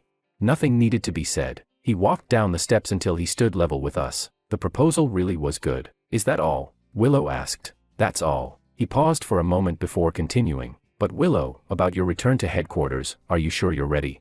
Then he turned and left. Willow stood there for a long time, staring in the direction he had gone. Let's go, I said. She snapped back to reality. Yeah, let's go. This time, she didn't offer to drive me home. We went our separate ways. Wednesday, the bidding result was announced. David personally made the call. Manager Lou, congratulations. Your team has won the East City Complex project. Willow simply said thank you and hung up. Then she walked out of her office and stopped in front of my desk. We got it. Just those 2 words. Elias was the first to react. He slammed the desk excitedly. That's insane. The other co-workers quickly joined in with congratulations. Makoto wasn't at his desk. At noon, news spread through the company. Axion Advertising had been blacklisted by Oceanwide Real Estate for suspected plagiarism in their proposal. David had also told Willow something else over the phone. The similarity between your old proposal and Axion's presentation was way too high. We discussed it internally, and we recommend that your company pursue legal action. Legal action. At 3 in the afternoon, HR and the legal department were already waiting in the conference room for Makoto. The moment he pushed open the door and saw Willow and me sitting inside, his face instantly turned pale. The legal department laid out all the evidence on the table, the USB insertion records, the proposal comparison report, and the exact same typo from my old proposal appearing word for word in Axion's version. Makoto, how do you explain this? He licked his lips and forced out a dry response. Coincidence? Willow asked coldly. And the typo, penetration rate, being copied exactly the same way is also a coincidence. Makoto fell silent. The investigation lasted an hour and a half. In the end, Makoto confessed. He had used a spare key to enter the office, guessed my computer password, honestly. Using my birthday as a password was incredibly stupid, and copied the proposal before sending it to Martin. Suddenly, Makoto exploded. I've been in this department for 3 years. 3 years? You've only been here for 1 year, and you're already above me. Why? He pointed at Willow. You and her. Makoto. Casey's voice came from the doorway. At some point, the vice president had arrived too. You're terminated, Casey said calmly, effective immediately. Pack your things and leave. Chapter 17. Makoto's face went from pale white to ashen gray. He opened his mouth as if to say something, but nothing came out. In the end, he simply stood up and walked out of the room. When he passed by me, he paused for a moment. You won, but you won't get very far. I ignored him. Then he left. The conference room fell silent for a while. Casey looked at Willow and me before saying, this matter ends here. George, handle East City Complex properly. Willow, he paused briefly. Your transfer order will come through next week. Willow's expression didn't change. She simply nodded. Understood. Casey left. Only Willow and I remained in the conference room. So you're leaving next week? I said. Yeah, next week. What about the Japanese food we agreed on? Tonight. She looked at me. Does tonight work? Yeah. This dinner wasn't at the same restaurant as before. Willow chose a much more upscale place, a private Japanese dining club on the 27th floor in the CBD. Reservations were required. Outside the floor-to-ceiling windows was the exact skyline I had once seen in her Moments post. Do you live nearby? I asked, remembering the angle from that photo. Not far. The dishes arrived one after another. We ate quietly for a while without saying much. Eventually, she spoke first. George, after I leave, I interrupted her. Casey already hinted to me about you recommending me for the supervisor position. That's not what I meant. Then what did you mean? She set down her chopsticks. The 5 months of allowance money you sent me. I never returned it. Didn't we already call it even? The mug. She shook her head. The mug was only the interest. She took out her phone and opened the payment page. I kept the principal the entire time. $2,600. Not a cent missing. I looked at the number on the screen. You never spent it? No. She gently pushed the phone toward me. I wanted to return it before, but I could never find the right reason. I frowned slightly. Why would you need a reason? She pressed her lips together softly. Because once I return it, this story really ends. I put down my chopsticks and looked at her. Behind her, the night view from the 27th floor glowed with the lights of the entire city. Willow, yeah. That money doesn't need to be returned. Why? I looked at her thoughtfully. Because I just realized something. If it weren't for those 5 mistaken transfers, I probably never would have spoken more than 20 sentences to you in my entire life. She looked back at me quietly. I smiled. So those $2,600 were probably the best investment I've ever made in my life. She didn't move. Several seconds later, she picked up a slice of salmon and stuffed it into her mouth, mumbling something so softly I almost missed it. I think it was worth it too. After dinner, she drove me to the subway entrance. This time, I didn't refuse. The car stopped by the roadside, and the window rolled down. I can trust you with RD Department 2, and at headquarters, I have things to do. She glanced at the distant skyline. It's about time I dismantled Duncan's little tricks one by one. By yourself? I asked. Not by myself. She turned to look at me. I found someone trustworthy at the branch office. I didn't say anything. She continued. If anything comes up in the future, contact me anytime, and you don't need to keep sending allowance money anymore. She paused, then smiled faintly. Though if you still want to send it, that works too. I won't return it this time. After saying that, she rolled the window back up. The car drove away. I stood by the roadside, watching the taillights disappear into the distance. This time, I stood there even longer than before. The wind was strong. I pulled up my collar and walked into the subway station. Willow left on a Friday. There was no farewell dinner, no dramatic send-off. At 4 in the afternoon, after packing the last box of her belongings, she sent a message in the department group chat. Everyone, starting next week, RD Department 2 will be temporarily managed by George. Please continue handling work matters as usual, and if there are any issues, bring them up in the group chat anytime. Thank you all for everything during this period. Hope our paths cross again someday. The group chat instantly filled with replies. Take care, Manager Lou. Thank you, Manager Lou. I replied with only one word. Take care. She didn't reply to me separately. Chapter 18. At 4:30, I saw her carrying a box toward the elevator. I chased after her. Willow. She turned around. I took the mug with me. That was for you. No. I mean, this is for you. She picked up a paper bag from the top of the box and handed it to me. I opened it. It was an original hand-drawn illustration of the orange cat. A 4-sized and professionally framed. It was exactly the same as the cat from her profile picture, except there was an extra handwritten line beneath it. Third copy on the entire internet. I stood in the hallway holding the frame, watching the elevator doors close in front of her. She said, George, good luck next Monday. Then the doors shut. I lowered my head and looked at the drawing. The orange cat stared back at me with that same goofy grin. Third copy on the entire internet. The first copy had gone to Lillian. The second, she kept for herself. The third, she gave to me. I carried the frame back to my desk and placed it beside the orange cat mug. Elias peeked over the partition and glanced at it. George, what's this? Cat-themed office setup.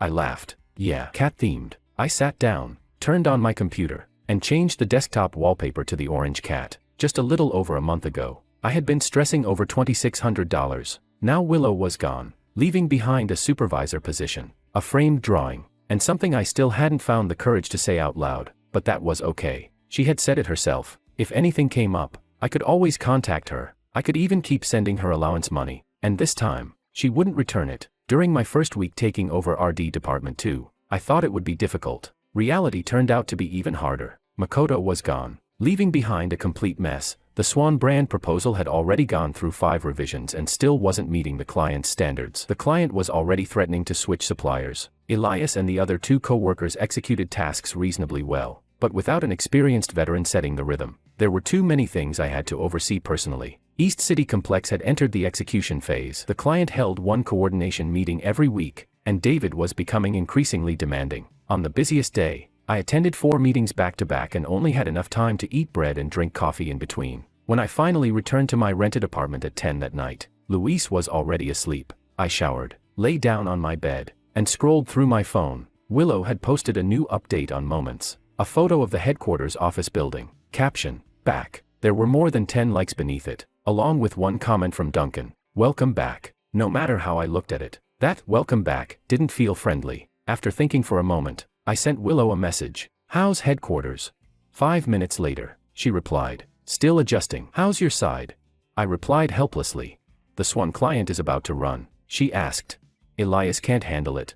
His technical skills are fine, but he's bad at managing client relationships, she replied. Before sending him to meetings, make sure the competitor analysis is solid. The client isn't saying the proposal lacks creativity, the real issue is differentiated data. I left a competitor database in the department shared drive, D drive, 3rd folder. I checked, it was really there. A complete competitor database covering 6 years of trend data for the same industry category. When did you make this? I asked. When I first transferred to the branch office last year, I had nothing better to do. She said it so casually, as if building an enormous database like that was just a random way to kill time. At that moment, I understood a little more clearly just how lonely she must have been during that year after transferring from headquarters to the branch office. Thanks. You're welcome. Willow. What? I asked. At headquarters, is Duncan putting pressure on you? The typing indicator flashed for a long time. In the end, she only sent one sentence. I can handle it. I knew what that really meant. Things are difficult, but I don't want you to worry. I typed, if you need help, just say it. Okay, go sleep. Another 2 weeks passed. East City Complex officially entered the on-site execution stage. I brought Elias and 2 others to stay on-site for an entire week, personally overseeing every part of the community engagement campaign. Chapter 19. The results were even better than expected. The day the first batch of campaign data came out, David personally sent me a WeChat message. Conversion rate, 14.7%. Even higher than the 12% you projected in your proposal. I screenshotted the number and sent it to Willow. She replied with one word, insane. Then came a second message. George, there's something I need to tell you. Go ahead. I've run into some problems at headquarters. Duncan is pushing a merger proposal. He wants to merge your branch office's planning division into a new company he controls. If the merger goes through, your entire RD department too will be reorganized. I slowly lowered my phone. Reorganized. We had finally built something real, and now the entire department might disappear. Does Casey know? I asked. He does, but his position is unclear right now. He's under pressure from higher up too. So what do we do? Focus on your work. The better East City Complex performs, the more valuable the branch office becomes, and the less likely the merger gets approved. That's it. For now, I'll figure out the rest from the headquarters side. She didn't say anything else. I set my phone down and sat quietly in the temporary office at the project hotel for a long time. Outside the window was the East City Complex construction site. Scaffolding covered the buildings, and several high-rises had already reached structural completion. I had poured 3 months of my life into this project. I couldn't let all of it go to waste. Over the next month, I pushed East City Complex to its absolute limit. I personally followed every event execution. I double-checked every set of data over and over again. When the second batch of activity data came out, the overall conversion rate reached 16.3%, ranking among the top 5 projects in the industry within the same scale category. During one coordination meeting, David said something in front of everyone. I've worked in this industry for 17 years and seen countless planning teams. George's team is the most solid one I've ever seen. No exceptions. Those words reached Casey. Casey passed them to headquarters. Headquarters passed them to Duncan. That same week, Duncan's merger proposal was suspended.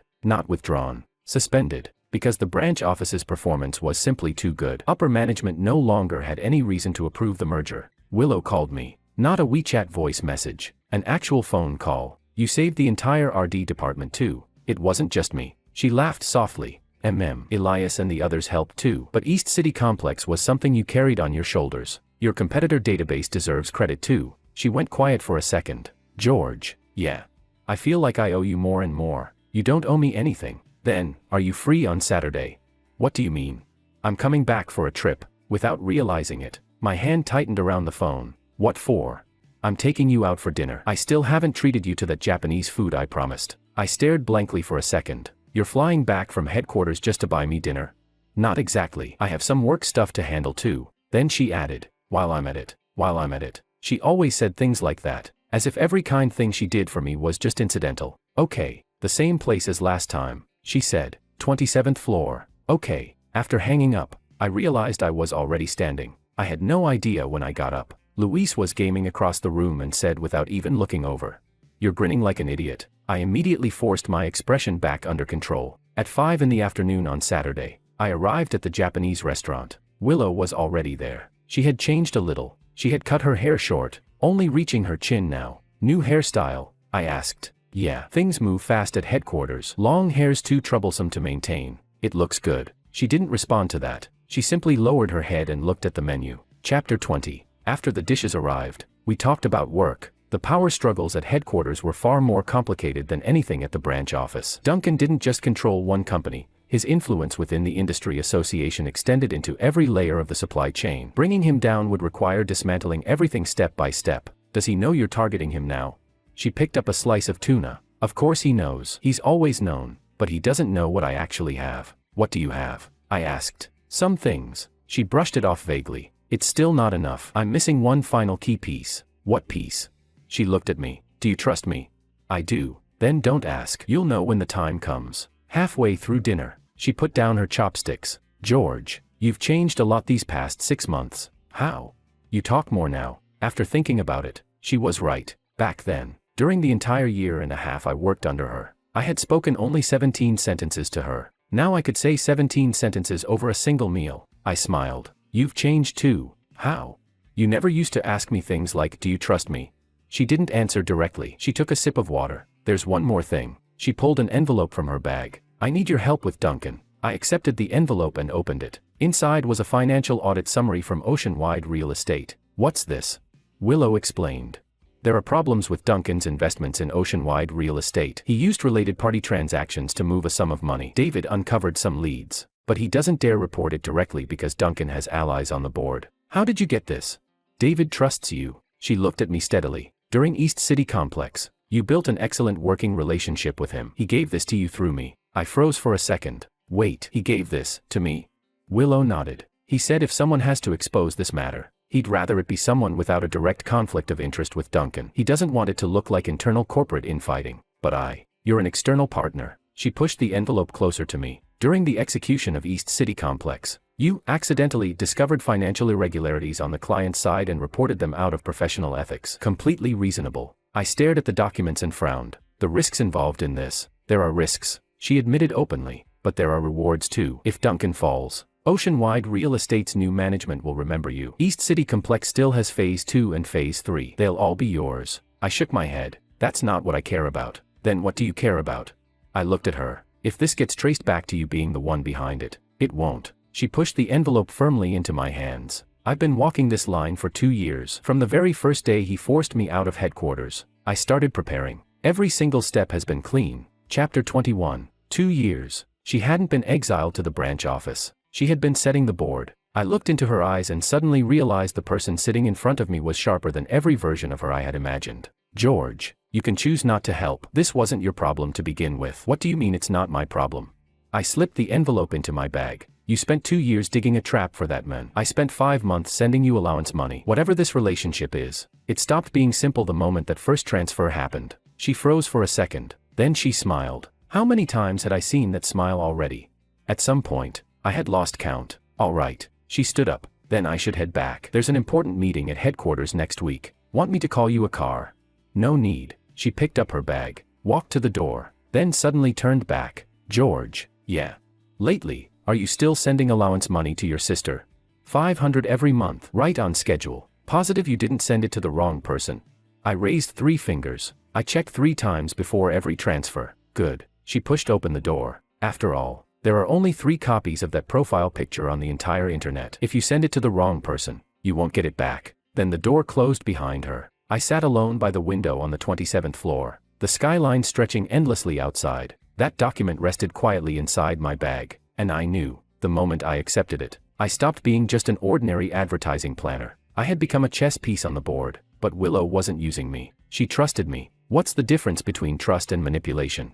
Trust gives you a choice. Someone using you would never do that. I finished the last sip of sake in my glass and went downstairs. The next day, I contacted David. I've reviewed the documents. I'd like to meet and discuss this in person, he replied. Wednesday noon, same place. On Wednesday at noon, I met David at a cafe near Oceanwide Real Estate. He looked thinner than last time, and the dark circles behind his glasses had become even heavier. George, let me make one thing clear first. I'm giving you this information in a personal capacity. It has nothing to do with Oceanwide Real Estate's official position. I understand. Duncan used a shell company called Jinhong to inflate procurement costs during East City Complex's construction purchasing phase. More than 20 million was involved. Part of the money eventually flowed back into his personal accounts. Is the evidence solid? I asked. David nodded. The financial data itself is clean enough to hold up. But if we go through the industry association's reporting process, the complaint has to be submitted to the regulatory committee. He paused briefly, and coincidentally, the committee director happens to be Duncan's college classmate. What about the courts?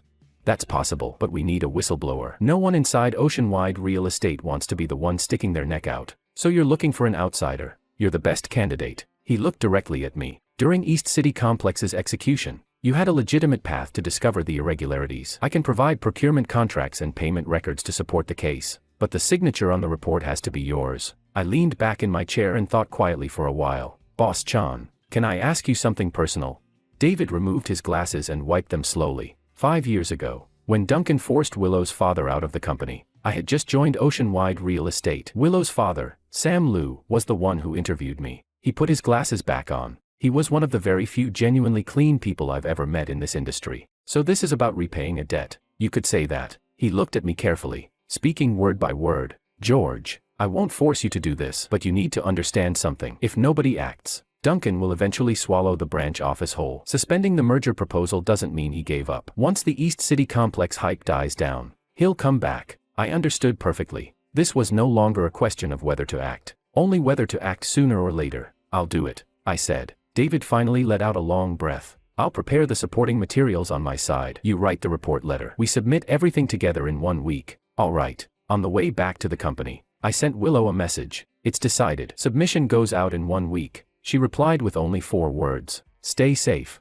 I understood the weight behind those words. Much heavier than simply saying, get some rest. Chapter 22. 1 week later, the report letter was officially submitted to the market regulatory authorities through a lawyer. At the same time, David submitted Oceanwide Real Estate's internal procurement audit report. The day after the documents were sent out, nothing happened. Nothing on the 3rd day either. On the 4th day, I received a call from an unfamiliar number. Mr. George? Yes. Speaking. May I ask who this is? I'm Duncan's secretary. Our boss would like to invite you to lunch tomorrow, if you're available. My back stiffened slightly. What's this regarding? The boss said he'd like to have a conversation with you. The moment I hung up, I immediately called Willow. She only said 1 word. Don't. Why? If he wants to meet you alone, then it's either pressure or bribery. Either way, you cannot meet him. The moment you do, he can claim the two of you negotiated privately. Then he'll muddy the entire situation. So I just refused directly. Don't refuse. She paused briefly. Tell his secretary that if there's anything to discuss, it can go through your lawyer. I did exactly that. 3 days later, the regulators sent an official response. The case had been formally accepted for investigation. The news spread much faster than I expected. That very afternoon, Casey called me into his office. His expression was complicated. I couldn't tell whether he was relieved or nervous. George, do you realize what you've done? I do. You reported a vice chairman of the Industry Association for related party financial misconduct. Do you understand what that means? It means he might fall. I looked directly at him. And it also means I might get targeted afterward. Casey stared at me for a long time before speaking again. Did Willow tell you to do this? I answered calmly.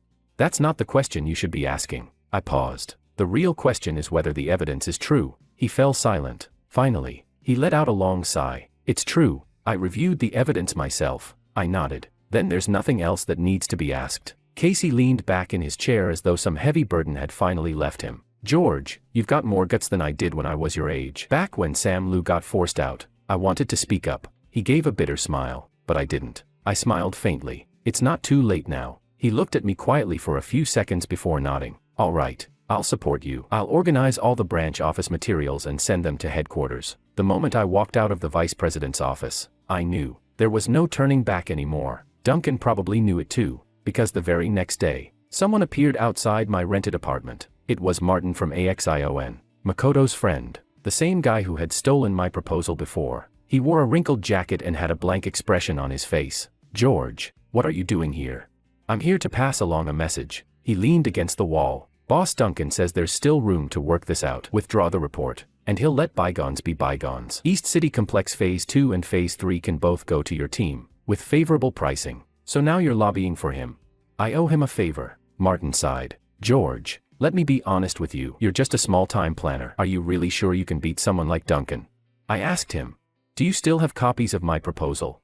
He froze for a second. No, I deleted everything. Then you can leave. I looked at him steadily. Tell Duncan the report won't be withdrawn. And if he wants to send someone again, next time he can talk directly to my lawyer. Martin stared at me for a long moment before turning around. After taking 2 steps, he suddenly stopped and looked back. George, do you know what kind of person Willow's father was back then? What kind? Someone exactly like you. Fearless. Too straightforward. His voice lowered slightly. In the end, they destroyed him so badly he couldn't even step near the company entrance anymore. And then, I asked. There is no then. He looked at me one last time. I'm just warning you. Chapter 23. Martin left. I stood outside my rented apartment and slowly clenched my fist. Then I called Willow. Duncan sent someone. Her voice changed instantly. Who? What kind of person? Martin. He wanted me to withdraw the report. What did you say? I refused. She went quiet for 2 or 3 seconds. George, you can come to headquarters. What? I applied for a position at headquarters, senior supervisor of the planning center. The role reports directly to me. If you come here, you won't have to stay at the branch office as Duncan's target anymore. Willow, if I leave, what happens to the branch office? What happens to East City Complex?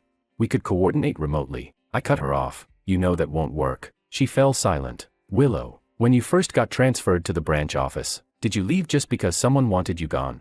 No. Then I'm not leaving either. Silence stretched across both ends of the call. You really are. Her tone changed into something I couldn't quite identify, half helplessness, half something else. You're just as stubborn as your sister said you were. Occupational disease of the Wong family. She didn't try to persuade me anymore. Then be careful. If anything really happens, call me immediately. Don't try to act tough. Okay. After hanging up, I sat down on the bed and looked at the orange cat mug on the table. Ever since the day Willow left, I had used that mug every single day. Never dropped it. Never planned to. The investigation moved faster than I expected. Regulators questioned Duncan 3 separate times. His legal team fought desperately to obstruct the process. But the evidence David provided was too solid. Every fund transfer was backed by bank transaction records. 1 month later, the Industry Association released an official statement. Duncan had been suspended from his vice chairman position pending the outcome of the investigation. The day the announcement came out, Willow sent me a very long message. George, I waited 2 years for today's result. From the day my father was forced out of the company, I knew I would eventually have to do this. I couldn't have done it alone. Thank you. I replied with only one sentence. You were never alone. She sent an orange cat sticker. I saved it immediately. 2 more months passed. The investigation results were finalized. Duncan was found involved in related party transactions and illegal benefit transfers totaling more than $30 million. The case was handed over to judicial authorities. Oceanwide Real Estate's board of directors underwent restructuring, and David was promoted to executive vice president. Our company secured the full contracts for East City Complex Phase 2 and Phase 3, combined with the revenue from Phase 1. Those 3 projects alone generated more than 40% of the company's total annual revenue from the previous year. At the company-wide meeting, Casey officially announced, the acting title for RD Department 2 Supervisor is hereby removed. George, you are now officially promoted. A lot of people applauded. Elias applauded the hardest. After the meeting ended, I stood alone in the hallway for a while. Then my phone rang. It was Willow. Congratulations. Thanks. How does it feel being an official supervisor? Busy. She laughed softly. There's something I need to tell you. Headquarters approved my proposal to expand the planning center. I got promoted to associate director. Congratulations. From now on, the branch office's planning division will report directly to my side. Which means, she paused briefly, we're officially in a superior-subordinate relationship now. You're the superior, I'm the subordinate. Ha, that's the reverse of before. So does that mean from now on, you should be the one sending me allowance money? She completely ignored that sentence. There's a senior management meeting at headquarters next week. I'm considering bringing you along so you can present as the branch office's planning supervisor. To headquarters? Yeah, are you free? I'm your subordinate now. If you say go, then I go. Good. I'll book the flight. Director Willow. Yeah. I asked. Will the hotel be reimbursed, or do I pay for it myself? Reimbursed. Anywhere specific you want to stay? Anywhere's fine, as long as there's a bed. Chapter 24. There was a second of silence on the other end of the call. Then Willow said, I already booked it for you. After hanging up, I realized I was smiling again. Luis shouted from the kitchen. Talking to your boss again. This time are you calling her director? She's getting promoted pretty fast. Mind your own cooking. He laughed. You're blushing. I went into my room and shut the door. The headquarters executive meeting was on Thursday. The hotel Willow booked for me was directly across from headquarters, 5 minutes away on foot. I arrived Wednesday night. Willow was waiting for me in the hotel lobby. Her short hair looked clean and sharp. She wore a dark blue overcoat and still carried that same thermos cup. Tired after a 3-hour flight, she asked, I'm okay. Drop your luggage off first, then we'll eat. She took me to a hot pot restaurant. Not Japanese food. Hot pot. Weren't you supposed to treat me to Japanese food? I asked. You said last time that as long as there was a bed, you were fine. I assumed you weren't picky about food either. I laughed. I do have standards. What standards? I looked at her. As long as you're there. The chopstick slipped out of her hand and fell straight into the pot. I reached over and fished them out for her. Careful. It's hot. She accepted the chopsticks without looking at me. George. Yeah. When did you start becoming like this? Like what? Like this. She vaguely repeated the words without explaining them, but I understood. I probably started changing after the 5 months of allowance money, the mug, the orange cat drawing, and all those moments of, we'll talk tomorrow, and, contact me anytime, slowly piled up one after another, until I became someone who could say things like, as long as you're there. Halfway through the hot pot meal, she asked me a question. George, have you ever thought about the future? What kind of future? Your future, work, life, family. I have. Specifically. I thought for a moment. For work, Maybe another 2 years at the branch office. Then I'll see if there's a chance to start my own company. As for life, I'd like a better apartment someday. Somewhere I don't have to share with roommates anymore. And family. I looked at her. I'm still thinking about that part. She didn't press further. After dinner, we walked down the street together. The city where headquarters was located was much larger than the branch office city. The nights were brighter too. When we reached the hotel entrance, she stopped walking. Is the presentation deck ready for tomorrow? Ready. When you present tomorrow, you'll be up there alone. I'll stay in the audience. You're not coming on stage with me. She shook her head. It's your stage. I won't steal your spotlight. I nodded. Willow, yeah. You said you spent 2 years preparing to take down Duncan. Carrying all of that alone, weren't you tired? For a brief moment, her expression softened. I was, but I got used to it. You don't have to get used to it anymore. She looked up at me. The streetlights shone down over us, stirring her short hair slightly in the wind. Then she asked softly, and that statement, was that from a subordinate speaking to his superior? No. She stared at me for 3 seconds. Then what identity are you speaking with? The identity of the guy who sends you $500 of allowance money every month. She laughed. I thought you said those transfers were mistakes. They were. I stepped a little closer, but later I realized, even if I could start over again, I'd still send them. Do you even realize what you're saying? I do. You, Willow, yeah. I looked at her. So from now on, will you still accept the allowance money?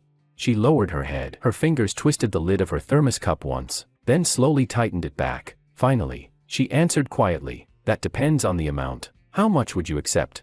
She lifted her head and looked at me seriously. A lifetime's worth. The warm yellow light from the hotel lobby spilled through the glass doors behind her, and in that moment, it felt like the entire world had shrunk into that tiny patch of light, and her standing inside it. I reached out my hand. She glanced at it once before placing her hand into mine. No sweat this time. Her palm was dry and warm. I tightened my grip around her hand. Deal. Chapter 25. Thursday's executive presentation. I stood alone in headquarters' main conference room, facing more than a dozen senior executives as I presented the complete execution and results of East City Complex. From community engagement conversion rates to long-term brand asset accumulation. From data models to execution details. 40 straight minutes without taking a sip of water. When I finished the final slide, the room fell silent for 2 seconds. Then the applause began. The first person to clap was Willow. She sat in the second row near the aisle. Her applause wasn't loud, but it was steady. The director of the headquarters planning center, Willow's direct superior, stood up and said, "The results of this project rank among the very best in the entire group." George, how old are you?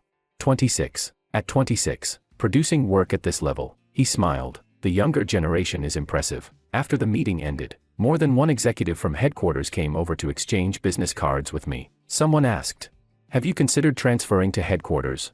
I glanced toward Willow. She was speaking to someone else, but the corner of her eye swept over me briefly before she subtly shook her head. I smiled. Not for now. There's still a lot to do at the branch office. That evening, Willow hosted a dinner with several members of headquarters planning center and brought me along. During the meal, someone joked, "Director Willow really dug up a treasure from the branch office." Willow held her glass and replied calmly, "I didn't dig him up. He grew on his own." After the dinner ended, we walked together along the avenue in front of the headquarters building. "You did really well today," she said. "You've already said that 3 times. When something's good, it deserves to be said more than once." She walked a few more steps, then suddenly turned around to face me. "George, about last night." "Which part?"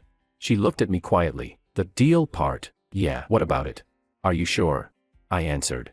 "More sure than when I sent the allowance money." She stared at me for a few seconds, then lightly tapped my arm with her thermos cup. "Then after we go back," she paused briefly, "tell your sister something." "What?" "Tell her she's getting a sister-in-law." My brain froze for a second. By the time I reacted, she had already turned around and started walking away. I hurried after her. "Willow." "What?" "Don't walk so fast." I wasn't finished talking. "What else is there to say?"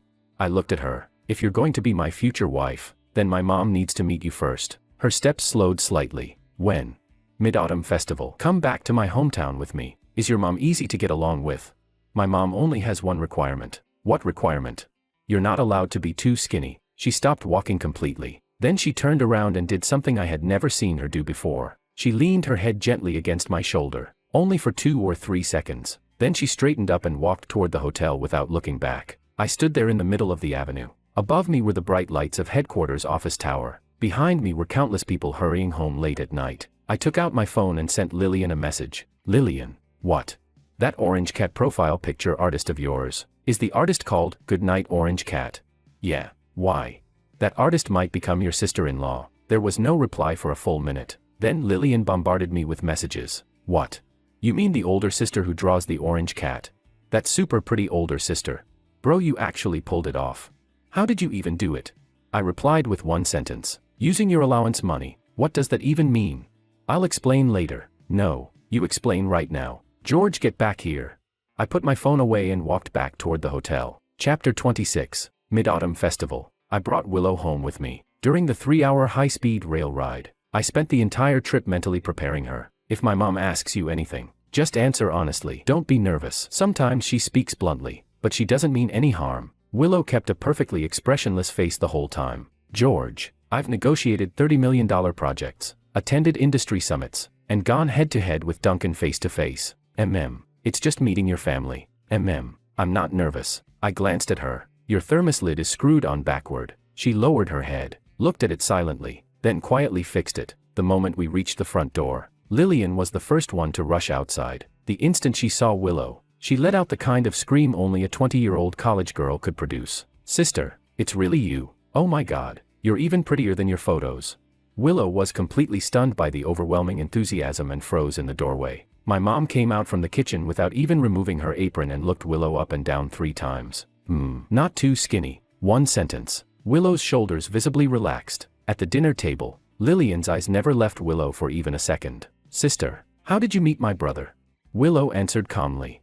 Your brother sent me allowance money for 5 months. I almost slipped straight out of my chair. What? Lillian turned toward me. The person you accidentally transferred the money to before. So it was sister-in-law the whole time.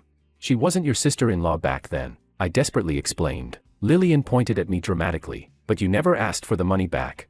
You told me before that you were going to get it back from her. I scratched my head awkwardly. Later on, I thought about it and decided to forget it. My mom had pieced everything together by now. She looked at me and commented, idiots really do get blessed by fate. Then she turned toward Willow. Busy with work? Pretty busy. Even if you're busy, you still need to eat properly. Look at those arms of yours, Mom. My mom stopped talking, but not before stuffing 3 pieces of ribs into Willow's bowl anyway. After dinner, Lillian dragged Willow onto the living room sofa to chat like they'd been best friends for 10 years. I stayed in the kitchen helping my mom wash dishes. It would have been nice if your father were still here. My mom suddenly said, my dad passed away 3 years ago. Heart disease. It happened suddenly. If he could see that you found such a capable girlfriend, he'd definitely be happy. I didn't say anything. I just placed another plate onto the drying rack. Mom, what do you think of her? My mom wiped her hands slowly. I think she carries a lot inside her. She looked at me. She's a good person, but you need to support her. Don't let her shoulder everything by herself. I know. You know nothing. My mom's expression darkened instantly. Your father said the same thing back then. Said he understood, but whenever something happened, he never told me anything. And then one day he was gone, and I knew nothing at all. She turned her back toward me. I stood quietly in the kitchen, staring at her silhouette. Then I walked out. As I passed the living room, I saw Willow and Lillian sitting shoulder to shoulder, looking at Willow's phone together. They seemed to be scrolling through all the orange cat drawings Willow had made. Willow heard my footsteps and looked up at me. I gave her a small hand signal that meant, everything's okay. She lowered her head again. The tips of her ears had turned red once more. A lot happened that year. East City Complex Phase 2 launched, achieving a 78% sales absorption rate in its very first month, breaking the historical record for the East City District. When David called me afterward, he said, choosing your team back then was one of the best decisions I've ever made. Duncan's case officially entered judicial proceedings. The court's first ruling found him guilty of illegal related party transactions involving $34 million. Sentence: 6 years in prison. The day the verdict came out, Willow Lou went alone to her father's old company building. It had already been liquidated and turned into a convenience store. She sent me a photo. Beneath the convenience store sign hung an old faded plaque with barely visible lettering. It read, Lou Planning, my dad's company. She texted, I know. Duncan went to prison. But my dad's company still can't come back. I didn't say something shallow like, everything will get better, because some things really don't get better. Gone means gone. So instead, I told her, Willow, everything you're building now is another Lou Planning. She sent a very long ellipsis. Then, when did you become so good with words? I learned from you for 2 years, she corrected me. A little over 2 years. 2 years and 3 months, she replied, counting from the first time you transferred the allowance money to the wrong person. Chapter 27. That night, We stayed on the phone for 40 minutes. We didn't talk about anything important, just random little things. She said the landscaping around headquarters was terrible. Nothing outside the windows except skyscrapers. I told her the branch office cafeteria had hired a new chef, and the food had actually become good. She said she'd drawn a new orange cat. For herself this time. I told her the orange cat mug on my desk had cracked along one side, but I glued it back together and it still worked. Throw it away, she said. I'll mail you a new one. I'm not throwing it away. Why not? It has sentimental value. You're really that nostalgic. When it comes to things you gave me, yeah. She didn't respond to that, but the next day, I received a package. Inside was a brand new orange cat mug. At the bottom were handwritten words. Second one, don't break this one. I placed the old mug and the new mug side by side on my desk. Elias said my workstation looked like a cat cafe. 1 year later, Willow got promoted to director. I became vice president at the branch office. East City Complex Phase 3 was completed and officially became one of the city's landmark projects. During the completion ceremony, David gave a speech. This project took 3 years from planning to completion. Over those 3 years, I watched a team start from nothing and gradually turn an ordinary commercial complex into one of this city's calling cards. He looked toward us. From George, who rose from supervisor to vice president, to Willow, who rose from the branch office to headquarters, they proved one thing. The most valuable thing in this industry isn't creativity or resources. It's having someone you can truly trust. The audience applauded. Willow stood quietly in the crowd instead of going on stage. After the ceremony ended, I found her outside. Why didn't you go up there? As long as you were up there, that was enough. You always say that, because it's true. We walked out of the venue together. Outside was a beautiful afternoon full of sunlight. The 3 towers of East City Complex reflected brilliant light from their glass curtain walls. She stood right at the border between sunlight and shadow and looked up at the buildings for a moment. George, yeah. Do you still remember the day you first transferred allowance money to me? September 1st. You even remember the exact date? I nodded. Of course. It was Lillian's first day of school. I always sent her money at the start of every semester. She smiled awkwardly, and it ended up getting sent to me. I shook my head, and because of that, I met you. She turned to look at me. The sunlight fell across her face, and her eyes looked unbelievably bright. From now on, she said softly, you don't need to send me allowance money anymore. Why? Because from now on, our money belongs together. She reached into her bag and pulled out a small red booklet. The household registration booklet. The transfer had already been completed. I stared at it in shock. When did you? Last week, while you were away on your business trip. She opened it and showed me the first page. Under the head of household section was her name. You transferred it first. Was worried you might change your mind. I took the booklet from her, looked at it for a few seconds, then closed it and slipped it into my own bag. Willow, yeah. You really are something. I laughed helplessly. From beginning to end, there's never been a single thing where you waited for me to speak first. She looked completely justified, because you barely talk. With your original 17 sentences in a year and a half level, if I waited for you to make the first move, we'd probably have to wait until retirement. I laughed, really laughed, standing there in front of East City Complex, laughing out loud. She laughed too. Sunlight, glass curtain walls, a tiny red booklet, and an orange cat profile picture that had stayed beside me on WeChat for the past 2 years. That night, I sent Lillian a message. Lillian, what now? Your sister-in-law is officially online. What does that mean? We got married. You got married. Then came an entire minute of non-stop message spam. The last message was a voice note from Lillian. I played it once. On the other end, she was sobbing dramatically. Brother, someone finally wanted you. I'm so touched. Woo. Willow leaned over and listened to part of it. Then she commented seriously. Your sister is really adorable. Wait until she finishes crying before you say that. Chapter 28. 5 years later, Willow and I started our own company in the same city where the branch office used to be. The company was called Goodnight Planning. Willow Lou came up with the name. I asked her, why not call it Lou Planning? She replied, Lou Planning belonged to my dad. This company belongs to both of us. In the company's first year, we took on 3 projects and generated $8 million in revenue. In the second year, that number tripled. By the third year, we won one of the industry's top 10 creative agency awards. David became one of our biggest clients. Most of Oceanwide Real Estate's later projects were handed over to Goodnight Planning. After graduating from graduate school, Lillian joined the company as creative copy director. On her very first day, she covered an entire office wall with orange cat stickers. Luis eventually joined us too and handled operations. He always thought Willow was way too strict, though he never dared say it out loud. Elias followed me over from the branch office and became project director. At the company reception desk sat 2 orange cat figurines, one large, One small. Willow designed them herself and had them custom made by a factory. Whenever clients visited, they always asked, "Is your company mascot a cat?"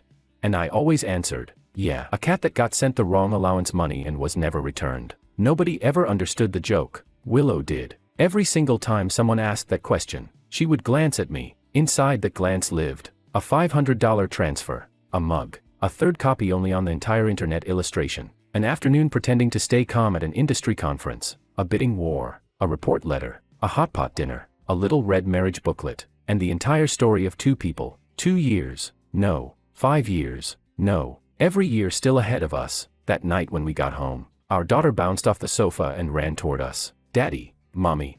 She was 2.5 years old and still a little wobbly when she ran, crashing directly into Willow's arms. "Were you good today?" Willow picked her up. "Yes, Auntie drew kitty cats for me." Lillian poked her head out from the kitchen. "I drew them myself, even though they're nowhere near as good as sister-in-law's drawings." Willow carried our daughter to the window. Outside was the skyline of the city, almost the exact same angle as the first photo I had ever seen on her Moments, except now, it was our home. She turned back toward me. "George, yeah. You really got an incredible return on that original $2,600. I laughed. "Yeah. Principal investment, $2,600. Then I looked at her, then at our daughter. As for the return, impossible to calculate. She turned away and buried her face into the top of our daughter's head, but I could see her shoulders trembling slightly. Outside the window, the city lights glowed brightly. The original orange cat mug, the cracked one, sat on the highest shelf of the bookcase. Beside it was the second mug, and beside that sat the third one, the tiny mug Willow designed the year our daughter was born. On the bottom were handwritten words. "Third one, don't break it." 3 orange cat mugs sitting neatly side by side. I stood in the warm light of the living room, looking at everything in front of me, and suddenly thought, if I hadn't transferred those $500 to the wrong person back then, if the 2 profile pictures hadn't been exactly the same, if she had returned the money immediately, then none of this would exist now. But somehow, she didn't return it. Somehow, she waited for me to realize it. Somehow, I realized it. And somehow, after realizing it, I never asked for it back. Some stories begin with a mistake, but the best endings are the ones that turn a mistake into something right.